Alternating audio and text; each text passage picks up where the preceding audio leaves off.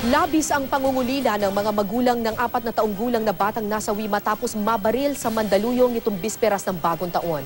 Hindi rin lubos akalain ng ina ng biktima na sa burol na pala niya muling masisilayan ang anak. Mula sa Naik, Cavite, nakatutok live si Susan Enriquez. Susan!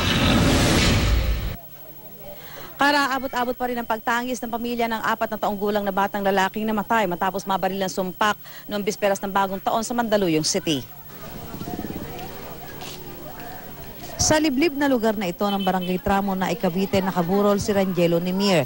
Tanging matatamis na alaala na lang ni Rangelo ang naiwan sa lugar. Araw ng Pasko nang huling umuwi sa Cavite si Rangelo para makasama ang kanyang lola Ligaya. Bago bumalik sa Mandaluyong kasama ang ama. Nung Pasko sabi niya, Mama, iuwi na natin si Gilo. Sabi, bakasyon naman. Sabi ko, Gilo, sama ka sa amin. Bakasyon naman na yan doon. Mga titam-titam, mamaalagaan, may kasama ka. Kaya ang amang si Ryan hindi pa rin matanggap ang pagkamatay ni Rangelo. Hindi rin makapaniwalang sa isang kisap mata, wala na ang pinakamamahal na anak. Sabi niya sa akin na, Papa, hindi ako lalabas. Ito lang ako. Yung tingin na yun, parang antok na antok siya. Alam mo talaga tutulog na siya. Sabi niya sa akin, tutulog na ako. Ang paghingi rin daw ng tawad ng suspect, hindi makapagpapabalik sa buhay ni Jello. Hindi ko mo mapapatawad lahat ng niya kahit anong hingi niya ng tawad. Wala na rin po magagawa. Hindi niya na may babalik ang buhay ng anak ko. Kahit habang buhay siya magdusa, ganun din ang nakaramdaman ko. Nagdudusa rin ako.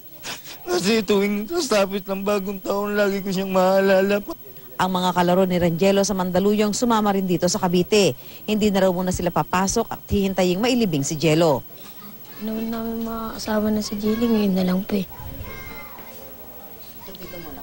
Mag-aalas 11 naman ng umaga kanina nang dumating sa burol si Jeline Arnold, ang ina ni Rangelo. Kita ang labis na pangungulila sa mukha ng ina na kanina lang muling nakita ang anak matapos ang 2 taon. Hiwalay na kasi sila ng ama ni Rangelo. Tinanong din po ng magulang ko sa akin kung anong kalagayan ng anak ko.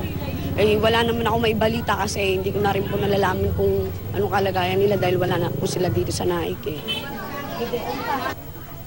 Patuloy pagdating ng mga nakikiramay dito kay Jello at itinakda ang libing ni Jello sa darating na Martes sa Naik Public Cemetery. Kara? Maraming salamat, Susan Enriquez.